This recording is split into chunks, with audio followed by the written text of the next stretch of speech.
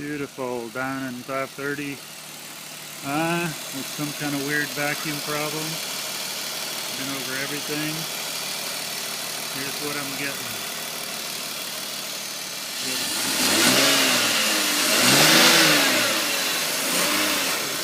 Stop. Leave it idling. I don't have the Chewbacca sound, but what I do have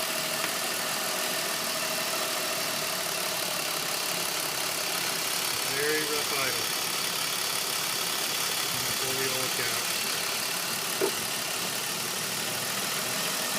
Stop it. Goes away. I also have this.